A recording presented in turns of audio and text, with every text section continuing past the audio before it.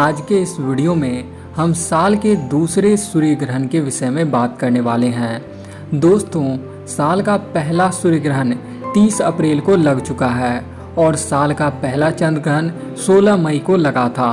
ये दोनों ही ग्रहण आंशिक ग्रहण थे और इस ग्रहण का प्रभाव भारत में नहीं था। लेकिन अब साल का दूसरा सूर्य ग्रहण लगने जा रहा है, तो ऐसे में साल के दूसरे सूर्य ग्रहण के विषय में बात करेंगे कि क्या यह ग्रहण भारत में लगेगा, इस ग्रहण का समय क्या रहेगा, ग्रहण का सूतक काल कब से शुरू होकर कब तक चलेगा और इस ग्रहण की विशेषता क्या क्या होने वाली है। इन सभी के विषय में हम लोग विस्तार से बात करेंगे।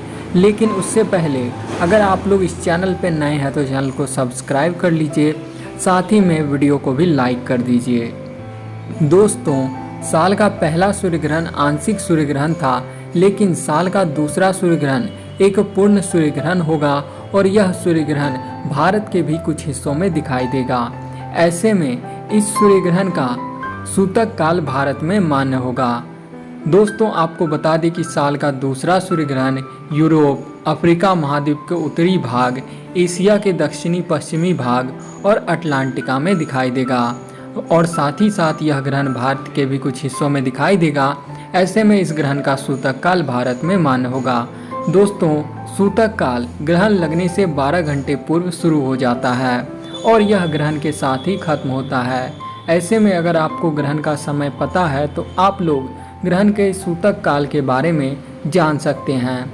अब कई लोगों को सूतक काल के बारे में नहीं पता होता है कि सूतक काल क्या होता है, तो दोस्तों आपको बता दें कि सूर्य ग्रहण लगने से 12 घंटे पूर्व सूतक काल शुरू हो जाता है। इस समय में किसी भी प्रकार के शुभ कार्य करने की मनाही होती है, जैसे कि शादी विवाह से जुड़े हुए निर्णय, गृह प्रवेश, नए वाहन की खरीदारी, किसी नए बिजनेस की शुरुआत या फिर कोई नई प्रॉपर्टी की खरीदारी। तो अगर आप लोग इस तरह के काम करने के बारे में सोच रहे हैं तो आप लोगों के लिए ग्रहण का समय जानना बहुत ही ज़्यादा महत्वपूर्ण हो जाता है, क्योंकि इस समय में ग्रहण के सूतक काल में ये सारे कामों की मनाही होती है। इसके अलावा आप सभी को बता दें कि ग्रहण के दौरान कुछ ऐसे सावधानियां होती है जो कि शास्त्रों के अनुसार कहा जाता है हमें रखना चाहिए।